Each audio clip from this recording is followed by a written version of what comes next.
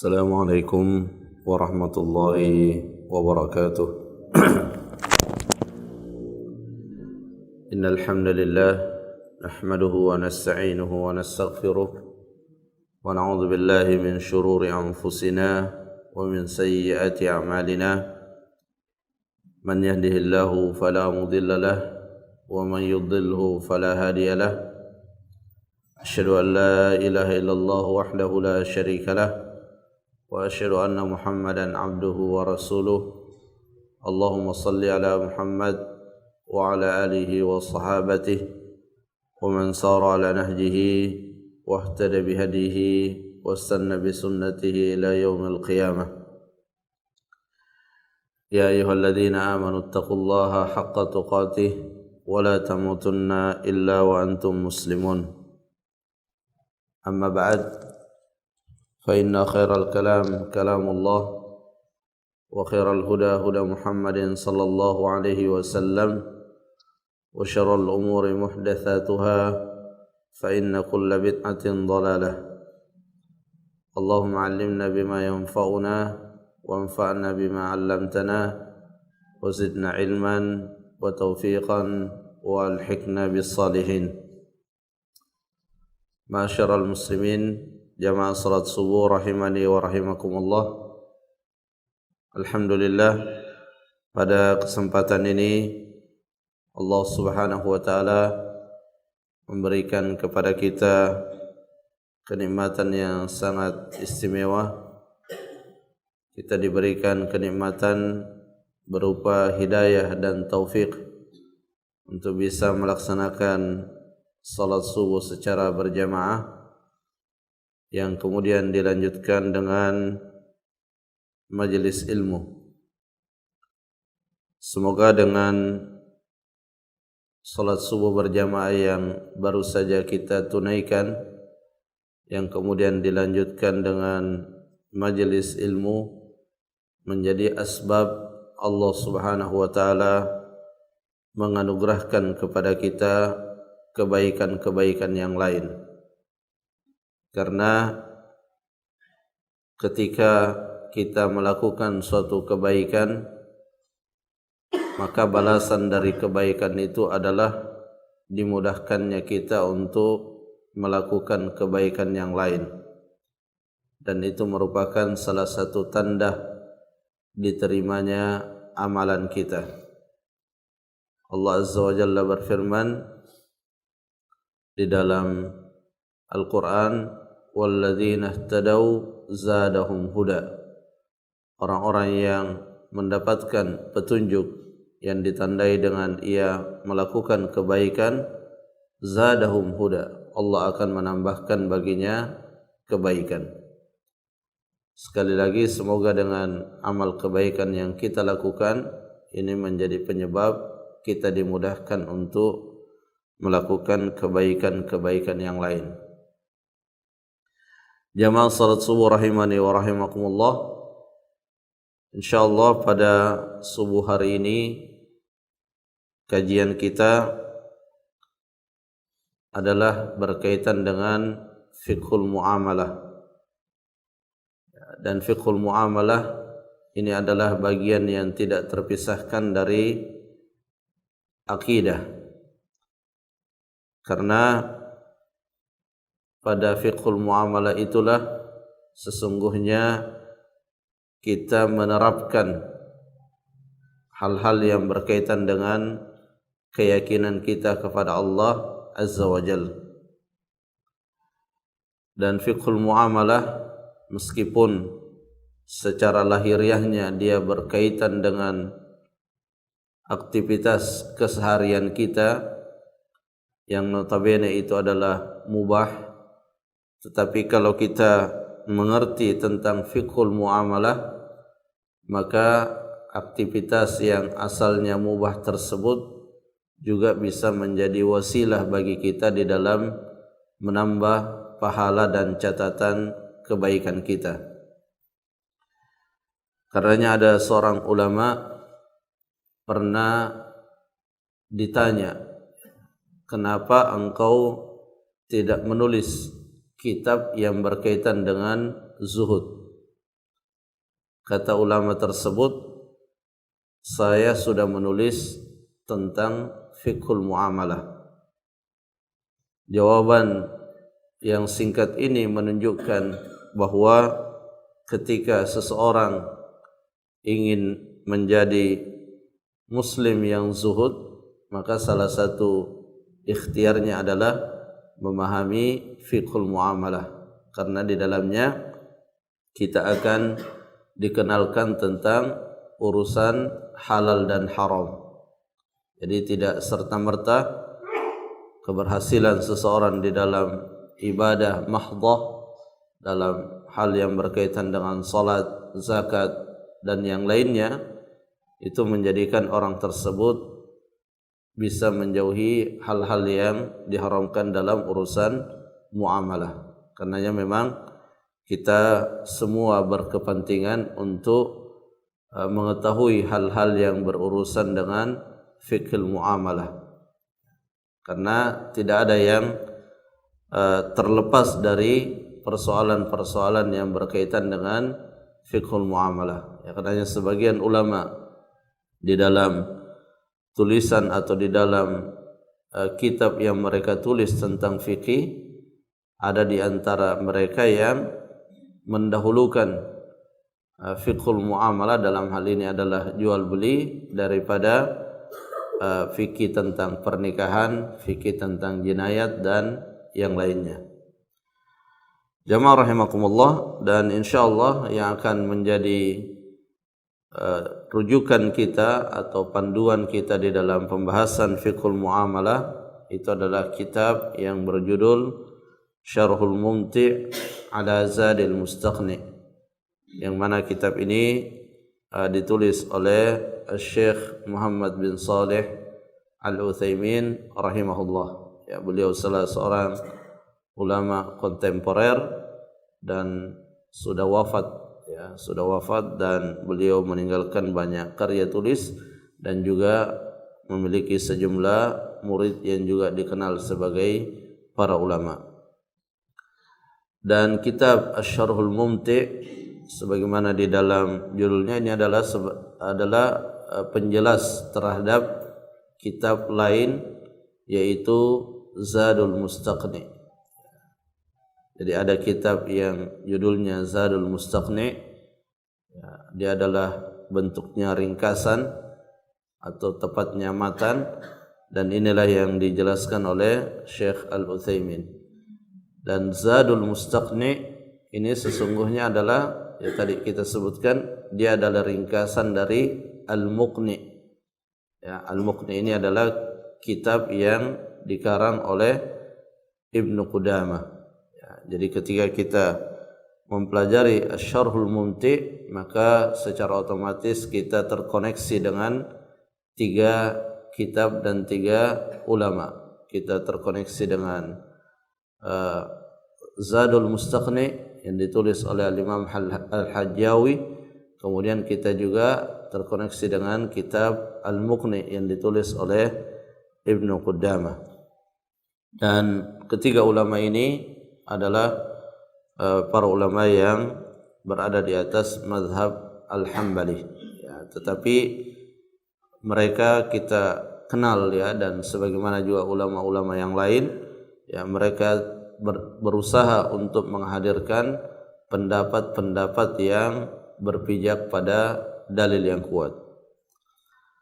Baik jamaah rahimakumullah, kita mulai pembahasan kita, Kitabul Bai'.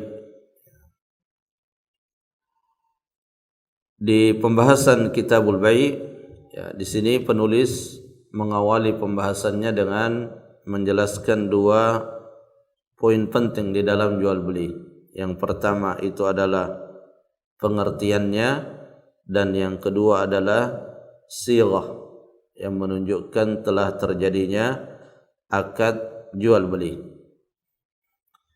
Baik, kita lihat pengertian yang dikemukakan oleh penulis tentang jual beli, ya, dan ini merupakan salah satu kelebihan dari para ulama kita, di mana setiap kali membahas sesuatu maka selalu diawali dengan ta'rif atau pengertian.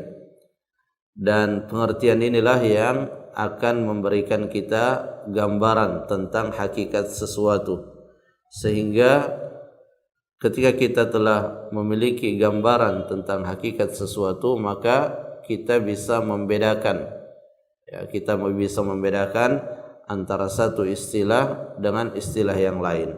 Karena di antara perkara yang terkadang menimbulkan kekacauan di dalam permasalahan-permasalahan ilmiah itu adalah ketika kita tidak bisa membedakan antara satu istilah dengan istilah yang lain.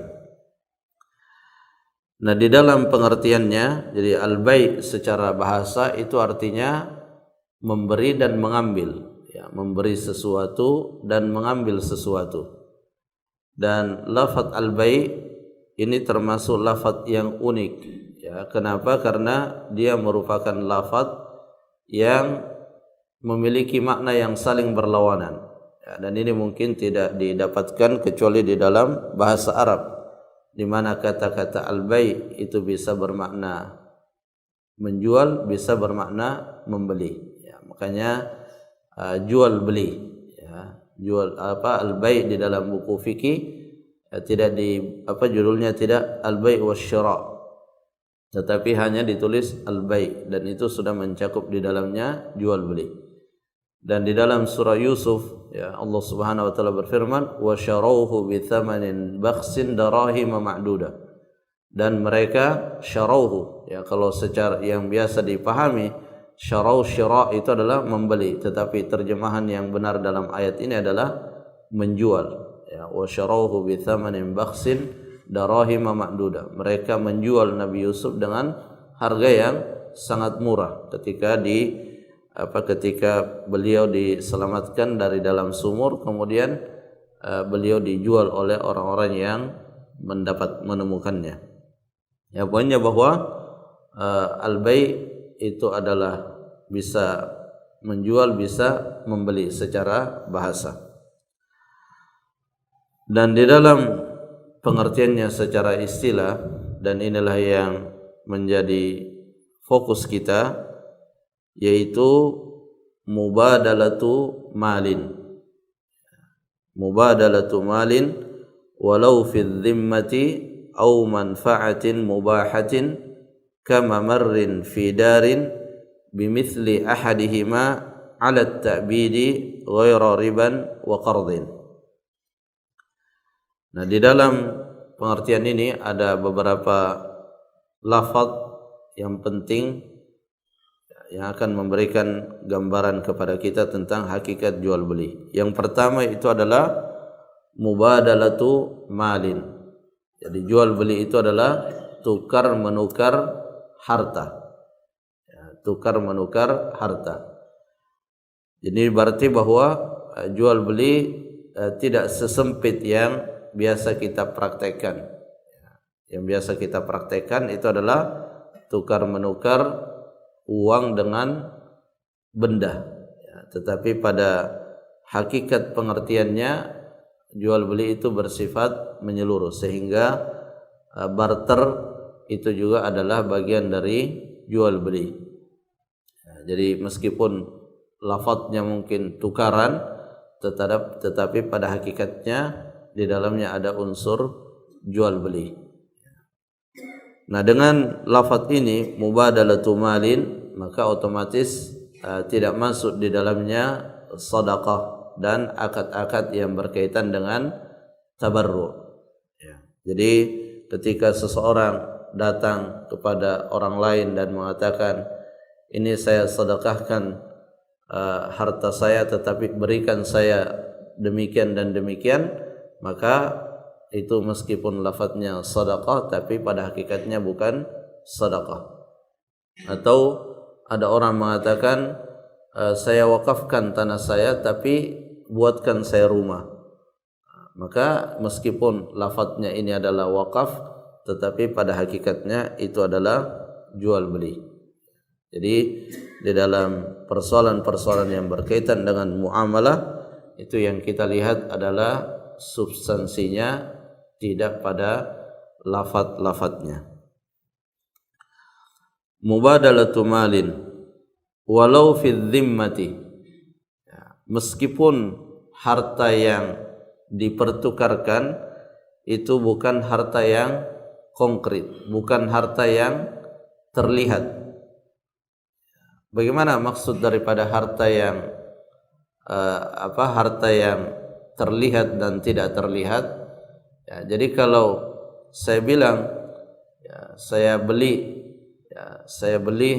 motor ini dengan uang sejumlah sekian, ya, maka itu tukar menukar harta, motornya terlihat, kemudian uangnya itu masih dalam tanggungan.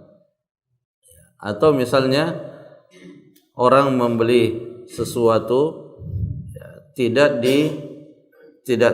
terlihat hartanya secara konkret, tetapi disifati, ya, dan ini biasanya berlaku dalam jual beli dengan sistem pesan, ya, ketika kita beli alat elektronik misalnya, ya, kita pesan saya mau beli ini, ya, mau beli laptop misalnya atau handphone, speknya demikian dan demikian, maka objek jual beli di situ diistilahkan dengan fidhimmah, ya, dia tidak terlihat secara konkret. Nah, barang yang kita tidak lihat secara konkret itu bisa menjadi objek jual beli dengan cara disifati dengan sifat yang mendetail, yang bisa membedakan antara barang itu dengan barang yang lainnya. Ya, karena nanti akan dijelaskan bahwa salah satu syarat dalam jual beli itu adalah kita harus mengetahui barang yang akan kita beli.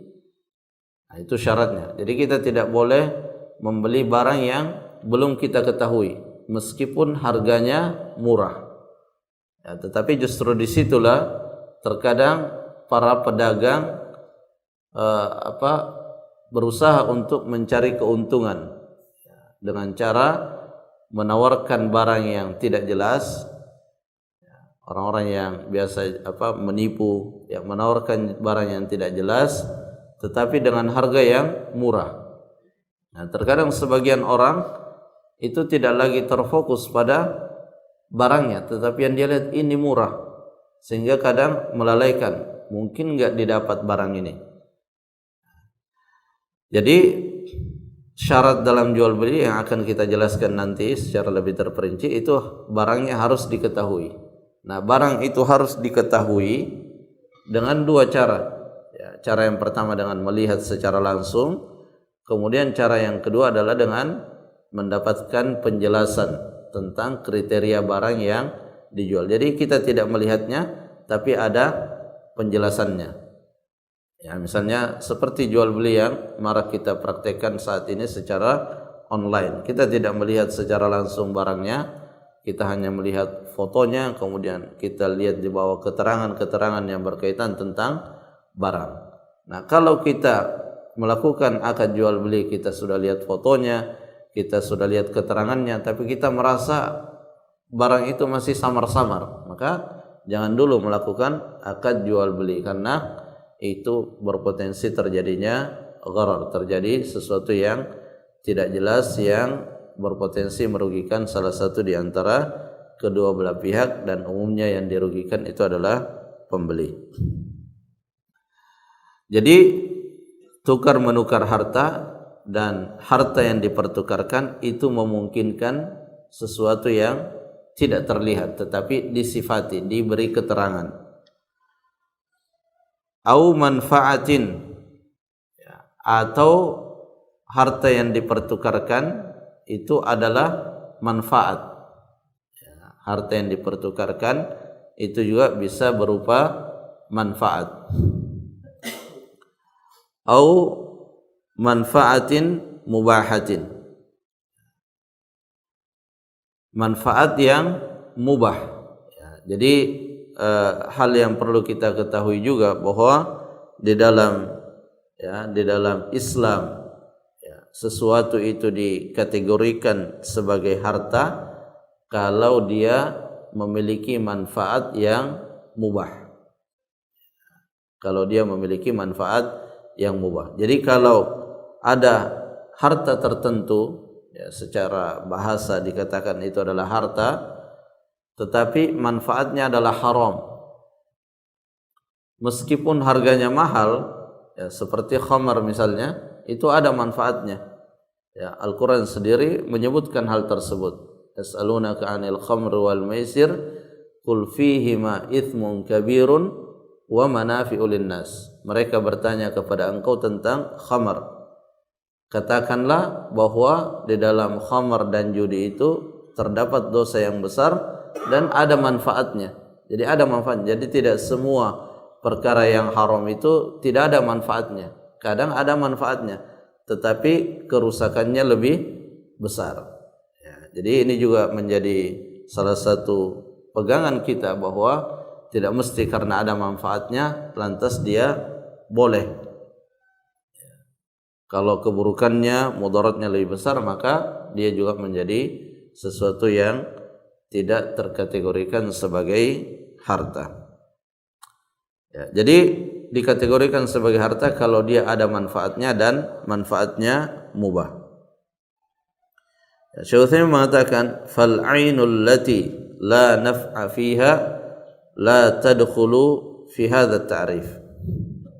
Jadi harta yang tidak ada manfaatnya maka tidak masuk di dalam pengertian ini. Artinya apa? Tidak bisa menjadi objek jual beli.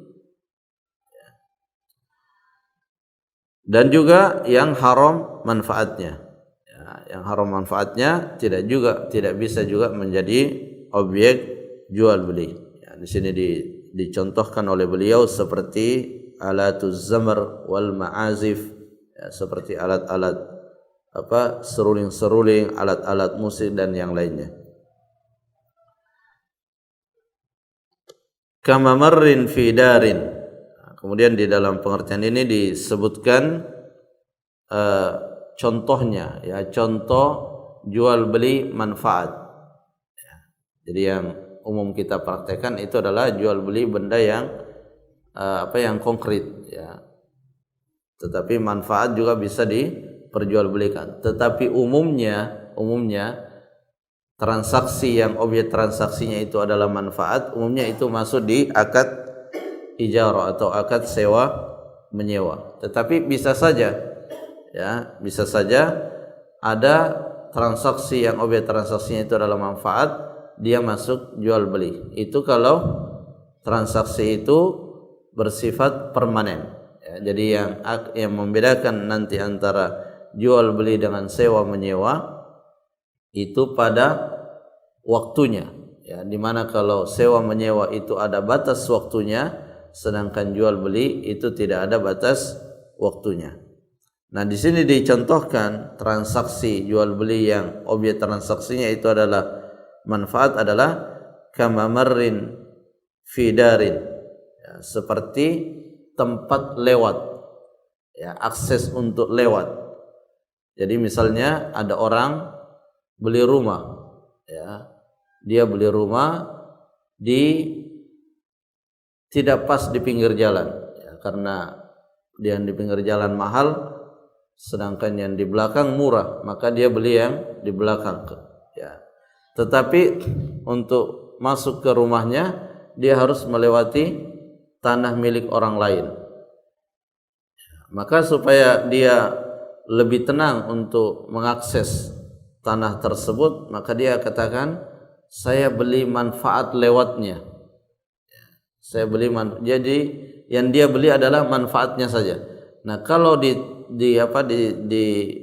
transaksinya yang dibeli adalah manfaatnya, maka dia tidak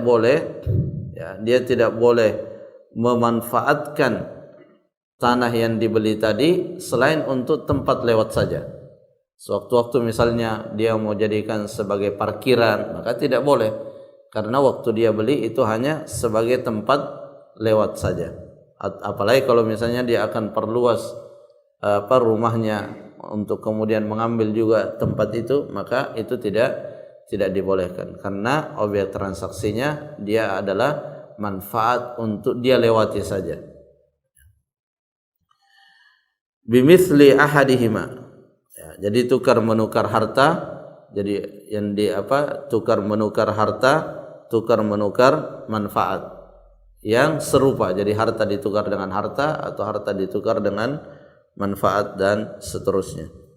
Alat ta'bid yang bersifat permanen. Tukar menukar di sini bersifat permanen. Di dalam dalam redaksi yang lain para fuqaha menjelaskan ala sabilit tamlik, ya, dalam rangka untuk memberikan kepemilikan. Jadi tukar menukar untuk saling memiliki. Ya, kalau tukar menukar tetapi nanti akan dikembalikan, berarti tidak masuk jual beli. Makanya di sini ada dikatakan alat ta'bid, harus sifatnya permanen, dan inilah yang membedakannya dengan sewa menyewa.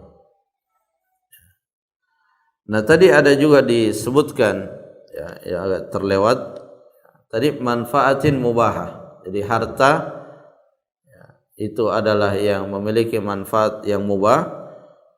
Sebagian ulama ada yang menambahkan min ghairi hajah. Ya, min ghairi hajah itu maksudnya harta itu menjadi mubah pemanfaatannya bukan karena kondisi tertentu. Jadi asalnya dia tidak boleh dimanfaatkan, tetapi karena kondisi tertentu syariat membolehkannya. Seperti ketika seseorang berada dalam situasi dan kondisi darurat.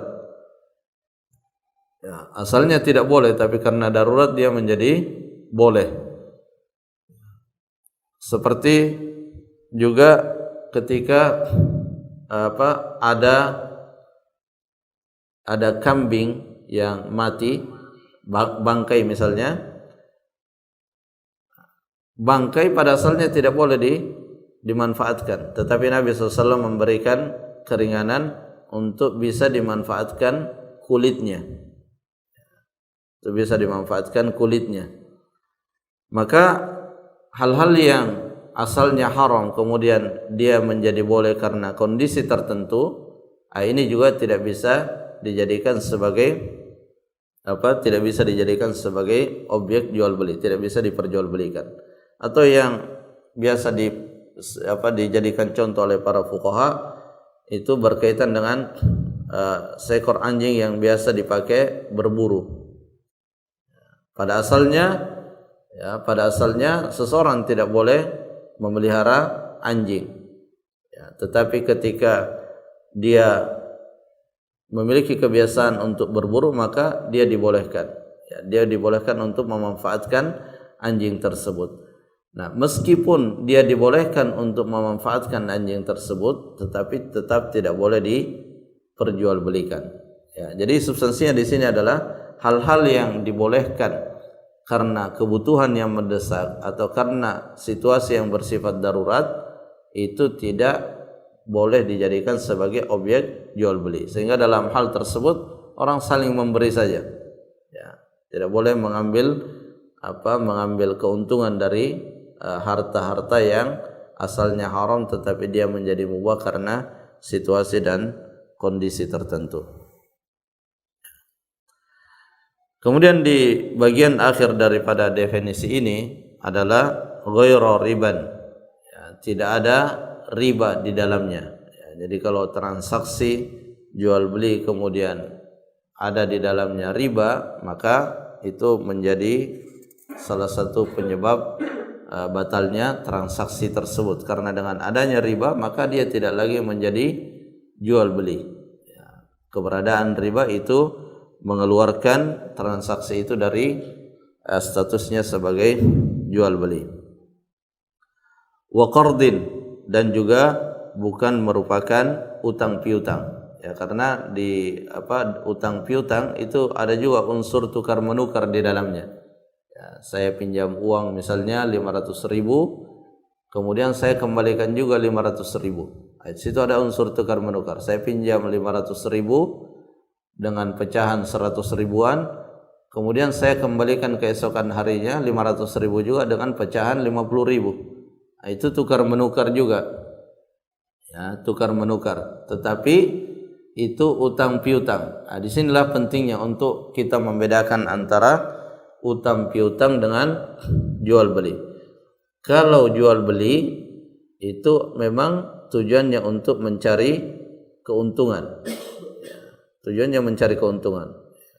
Tetapi utang piutang itu tidak ada tujuan untuk mencari keuntungan.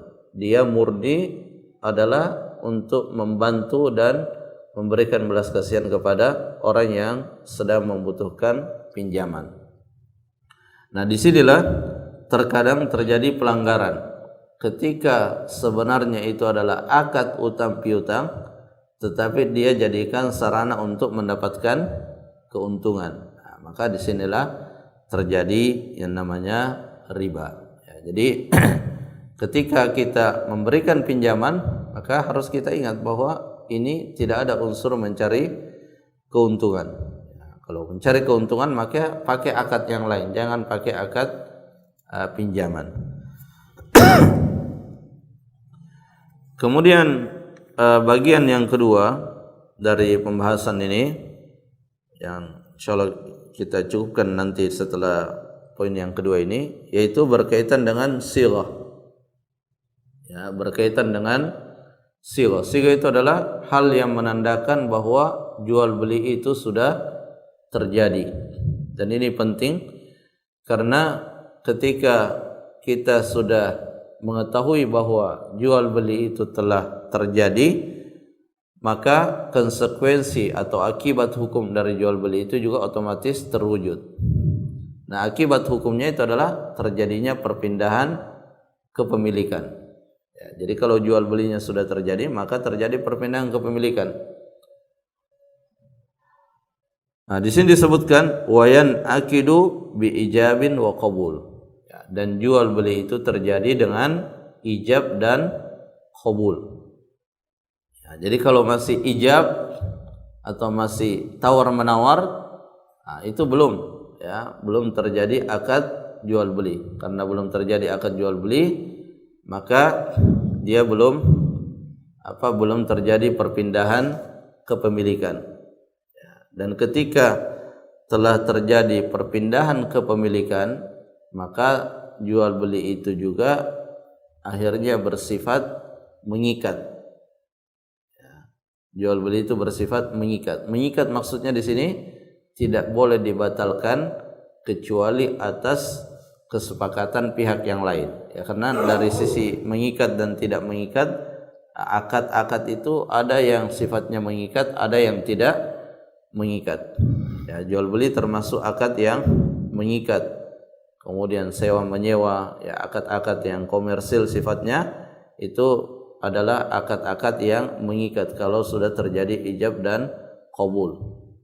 Ya, tetapi akad seperti memberikan perwakilan kepada orang lain, tolong belikan saya motor ini dan seterusnya, maka itu adalah akad yang tidak mengikat, di mana salah satu di antara kedua belah pihak bisa membatalkan akad itu tanpa persetujuan pihak yang lain. Tetapi kalau itu adalah akad jual beli, maka kalau dia sudah mengikat, maka tidak bisa dibatalkan kecuali atas persetujuan pihak yang lain. Ya, jadi jual beli itu dianggap sudah terjadi kalau sudah terwujud yang namanya ijab dan qabul. Dan asalnya ijab dan qabul itu adalah terlafadzkan. Ya, asalnya seperti itu. Ya, saya jual, saya beli. Ya, atau yang semakna dengan itu. Tetapi kebanyakan para ulama itu tidak membatasi pada hal-hal yang terlafadzkan. Bahkan segala sesuatu yang memberikan pemahaman bahwa pihak yang satu menjual dan pihak yang lain membeli, maka itu juga sudah terhitung sebagai ijab dan qabul. Ya, jadi kalau kita masuk di supermarket, maka dengan dipajang itu sudah ijabnya. Ya, dengan dia dipajang itu sudah ijabnya. Jadi mungkin ada yang bertanya, mana ijab qabulnya ini? Ada ijab, dengan dia dipajang itu adalah ijab. Kenapa? Karena itu memahamkan kepada kita bahwa dia sudah bermaksud menjual. Jadi ijab itu adalah ucapan atau perbuatan yang memberikan pemahaman kepada yang melihatnya bahwa orang itu mau menjual barangnya. Jadi ketika dipajang dan kita paham, oh ini maksudnya untuk dijual, maka itu ijabnya. Nah, kapan qabulnya? Ya, qabulnya itu kalau kita sudah melakukan tindakan yang menjadikan akad itu mengikat. Kapan? Itu kalau kita bayar di kasir. Nah, itu baru qabul namanya. Baru kita menerima transaksi itu. Tetapi kalau masih dimasukkan di keranjang, ya, kita mutar-mutar, nah itu belum qabul. Kenapa? Karena belum mengikat. Apa tandanya tidak mengikat? Kita masih bisa simpan lagi, atau mungkin ditaruh di situ aja keluar. Ya, masih bisa untuk terjadinya pembatalan. Ya, berarti itu belum mengikat. Ya, jadi qabul itu pada saat kita bayar. Sama juga dalam jual beli secara online, ya qabulnya pada saat kita transfer. Ya, pada saat kita transfer baru itu qabul, dan disitulah jual belinya menjadi mengikat, di mana kita tidak bisa lagi membatalkan kecuali ada sebab-sebabnya. Jadi ijab dan qabul, ya, ijab dan qabul ini bisa dalam bentuk ucapan, bisa juga dalam bentuk perbuatan yang terpahami bahwa itu adalah ijab dan qabul yang terpahami bahwa satu pihak bermaksud menjual barangnya, sedangkan pihak yang lain menyepakati untuk membeli barang tersebut. Hanya saja di dalam transaksi-transaksi dalam jumlah yang besar, maka akan lebih baik, ya, dan lebih utama kalau ijab dan qabulnya itu ditulis, ya, bahkan mungkin lebih daripada itu dinotariskan, dicatat, dibuatkan sedemikian rupa fasilitas-fasilitas yang menjadikan transaksi itu menjadi aman. Ya, dan ijab atau qabul ini bisa langsung setelah ijab, ya, seorang mengatakan saya jual, kemudian pihak lain mengatakan saya beli, bisa juga ada jeda. Yang penting jedanya tidak terlalu lama. Tetapi intinya adalah bahwa selama ijab itu masih berlaku, kemudian masih dalam satu konteks, maka masih ketika ada qabul setelahnya, maka masih bisa dianggap telah terjadi ijab dan qabul. Ya, atau bisa juga sebaliknya, seorang pembeli mengatakan saya beli handphonenya itu, ya, kemudian penjual yang mengatakan oh ya saya jual, itu bisa juga. Jadi biasanya ijab itu yang dari pihak penjual dahulu, tetapi bisa saja itu dari pihak pembeli kalau redaksinya seperti yang tadi kita sebutkan. Jamaah rahimakumullah, mungkin itu beberapa hal yang bisa kita sampaikan berkaitan dengan jual beli. Jadi secara singkat, pada kesempatan ini ada 2 poin penting yang kita jelaskan. Yang pertama berkaitan dengan pengertian jual beli, yang dengan pengertian itu kita bisa mengetahui apa itu hakikat jual beli, dan juga kita bisa membedakan antara jual beli dengan akad-akad yang lain, ya, karena dengan membedakannya nanti akan berpengaruh pada konsekuensi hukumnya. Ya, ketika dia jual beli maka dia punya konsekuensi hukum tersendiri. Ketika dia sewa menyewa ada juga konsekuensi hukum tersendiri. Kemudian yang kedua yang kita jelaskan itu berkaitan dengan ijab dan qabul, yang mana ijab dan qabul ini adalah penanda telah terjadinya jual beli. Dan ketika jual beli telah terjadi, berarti telah terjadi perpindahan kepemilikan, dan akad itu menjadi mengikat, dalam arti tidak bisa dibatalkan oleh satu pihak tanpa persetujuan pihak yang lain. Mungkin ini yang bisa disampaikan.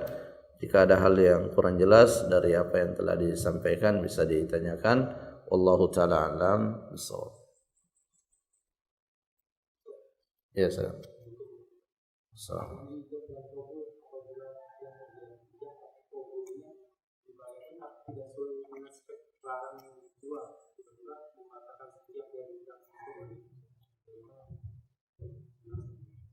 Iya. Tadi kita sebutkan bahwa akad jual beli kalau sudah terjadi ijab dan qabul maka dia bersifat mengikat. Ya, tetapi ada variabel lain di dalam jual beli yang juga sangat diperhatikan, bahkan dia merupakan syarat yang sangat penting dalam jual beli, itu adalah at-taradhi, saling ridho. Saling ridho antara penjual dan pembeli. Ya, karena pada hakikatnya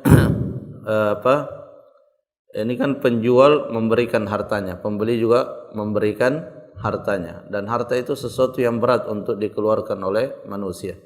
Sehingga ya dibutuhkan di sana saling ridha. Nah, untuk mewujudkan saling ridha dalam menyerahkan harta yang dimiliki, maka syariat Islam juga menetapkan hukum yang lain. Ada namanya khiyar. Ya, khiyar itu adalah hak untuk memilih antara meneruskan suatu akad atau membatalkannya. Dan khiyar itu ada banyak sebabnya, ya, salah satunya seperti yang tadi kita sebutkan, ya. Jadi misalnya objek jual belinya tidak konkret, tidak dia lihat, tetapi hanya berdasarkan keterangan. Nah, setelah barangnya sampai atau barangnya dilihat ternyata tidak sesuai dengan keterangan yang diberikan. Nah, ini menjadi sebab adanya hak khiyar bagi pembeli, di mana dia boleh untuk membatalkannya secara sepihak. Ya, hanya saja ya ketika pihak lain ini tidak mengerti hukum, ya bisa saja dia bersikeras untuk tidak ingin membatalkannya. Maka ya kalau terjadi persengketaan, akhirnya nanti penyelesaiannya adalah di pengadilan. Tapi secara hukum fikih, orang yang tertipu, ya orang yang tertipu, baik tertipu dalam hal barangnya tidak sesuai dengan yang dijelaskan, atau tertipu dalam hal harga yang disebutkan saat akad harganya sekian, tiba-tiba pas bayar harganya berubah. Nah, ini adalah sebab-sebab yang menyebabkan tertetapkannya hukum khiyar, yaitu hak antara melanjutkan atau membatalkan transaksi. Jadi bisa saja dia membatalkan secara jadi kalau ada khiyar, maka akad jual beli itu menjadi tidak mengikat. Atau bisa juga akad jual beli itu menjadi tidak mengikat kalau seperti ini. Ya, dia bilang saya beli barang ini, ya sudah ijab dan qabul, tapi dia katakan tapi tunggu saya 3 hari. Ya, saya waktu 3 hari untuk memastikannya. Nah, kalau dia mengatakan seperti itu, saya waktu 3 hari untuk memastikan, maka selama 3 hari akad jual beli itu tidak mengikat, sehingga masih bisa dibatalkan. Atau ketika masih berada di dalam majelis, masih di dalam toko, ya, masih dalam toko, sudah transaksi dengan penjual, tiba-tiba nerima telepon dari istrinya, oh ini ada yang harus dibayar. Nah, akhirnya saya batalkan, tidak jadi saya beli. Itu masih bisa selama masih dalam tempat terjadinya jual beli. Nah, wallahu a'lam. Ya, sangat.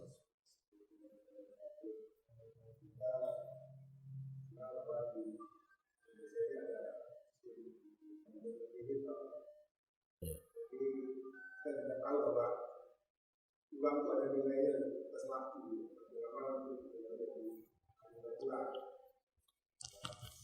pertanyaannya, apakah kita tidak bisa mentolerir untuk kondisi semacam itu? Kalau misalnya sekarang uang 1.000 akan berbeda nilainya akan memiliki 5 tahun lagi, apakah bisa tidak mentolerir masalah itu?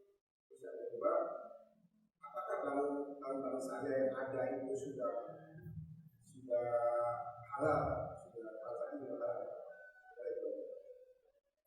Ya. Jadi yang pertama berkaitan dengan waktu, ya waktu itu ada nilainya, ya. Dalam transaksi ada nilainya. Tetapi menilai waktu di sini ada aturan-aturannya.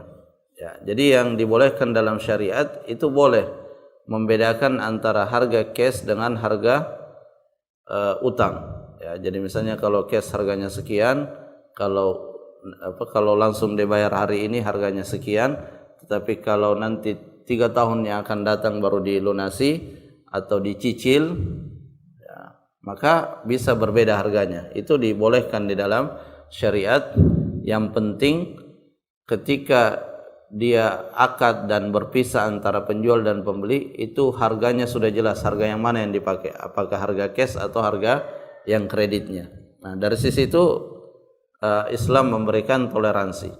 Tetapi Islam tidak memberikan toleransi dalam hal menambah nilai utang orang yang berutang disebabkan oleh penundaan dalam melunasi utang. Nah, itu yang tidak ditolerir karena itulah hakikat daripada riba. Jadi orang-orang jahiliyah dahulu kalau ada orang yang berutang, ya, kemudian dia tidak saat jatuh tempo dia tidak bisa melunasi, kata dia umhil wa azid, saya tangguhkan pelunasannya tapi saya tambah nilai utangnya. Nah, ini yang tidak dibolehkan. Meskipun dengan alasan tadi bahwa waktu itu ada nilainya, tetapi pada bagian itu Islam tidak memberikan toleransi. Kenapa? Karena kalau kita kaji lebih dalam, hal yang seperti itu akan menimbulkan mudarat yang menimbulkan mudarat bukan hanya antara kedua belah pihak ini, tapi kepada pihak yang lain juga. Karena apa? Nanti akan ada orang yang dapat keuntungan tanpa melakukan suatu usaha dan tanpa memutar harta yang dia miliki. Jadi ketika harta itu tidak berputar, tetapi di sisi yang lain ada orang yang dapat keuntungan padahal hartanya tidak berputar, nah itu yang akan menyebabkan terjadinya kerusakan di dalam ekonomi kita. Jadi Islam itu selalu memperhatikan itu berputarnya harta. Jadi kenapa ada sedekah, kenapa ada infak, itu tidak lain supaya ada perputaran. Jadi kalau orang miskin dia tidak bisa melakukan aktivitas jual beli. Dengan dia diberikan sedekah, dia akhirnya bisa melakukan aktivitas jual beli, sehingga ada perputaran di situ. Ya, jadi bahwa ada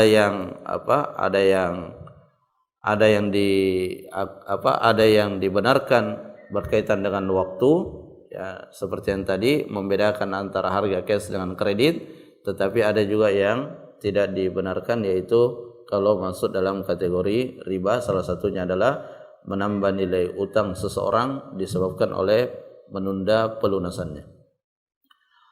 Kemudian berbicara tentang perbankan syariah, maka saya rasa ini adalah suatu perbincangan yang banyak dibahas di mana-mana hal ini dibahas, ya, tetapi kita tidak bingung sebenarnya dengan hal tersebut. Kenapa? Karena ada kaidah-kaidah yang, ya, kalau kita memahami kaidah-kaidah tersebut, kita bisa menilai suatu lembaga keuangan, baik itu bank ataupun non bank, baik itu yang menamai dirinya dengan nama tertentu ataupun yang tidak. Tetapi prinsipnya begini, bahwa dengan jadi harus dipisahkan antara usaha untuk menjadikan perbankan itu benar-benar sesuai dengan syariat, itu adalah hal yang harus kita dukung. Tetapi dukungan kita itu tidak dukungan tutup mata. Ya, kita dukung dengan tetap untuk dalam bentuk yang memberikan masukan-masukan. Dan kalau kita perhatikan yang dilakukan oleh para ustadz-ustadz kita yang konsen di dalam masalah ini, ya, mereka di satu sisi mendukung adanya perbankan syariah, ya, tetapi di sisi yang lain mereka juga memberikan masukan-masukan. Dan sampai saat ini masukan-masukan itu tetap disampaikan, ya, dialog-dialog meskipun mungkin tidak terekspos, itu tetap dilakukan bagaimana agar perbankan syariah itu benar-benar berjalan sesuai dengan syariah. Dan untuk sebagai jawabannya mungkin atas pertanyaan tadi, saya hanya ingin menyampaikan suatu dialog, ya, antara seorang ustadz kita jadi beliau pernah dipanggil untuk berdiskusi dengan bank tertentu, ya, bank syariah tertentu, ya, dan di dalam diskusi tersebut, ya, disampaikan, ya, ini hal-hal yang belum sesuai syariah dan seterusnya. Ya, dan pada ujung diskusi itu dari pihak banknya mengatakan, iya Ustaz, betul kita kita masih pada bagian tertentu kita masih OTW syariah, artinya masih berjalan menuju ke yang benar-benar syariah. Tetapi dari sisi idenya, semangatnya, ini kita dukung ya, jangan sampai kita kita dukung dari sisi semangatnya untuk menjadi syariah, tetapi dukungan kita itu dalam arti yang positif, di mana yang keliru kita katakan keliru, yang benar yang kita dukung. Wallahu a'lam.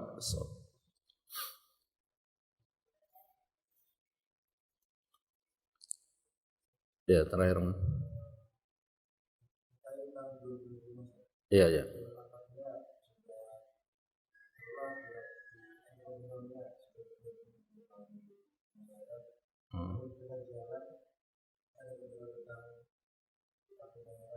Ya. Akadnya gimana? Ya. Maksudnya fleksibilitas kalau apa? Ya. Iya, ya.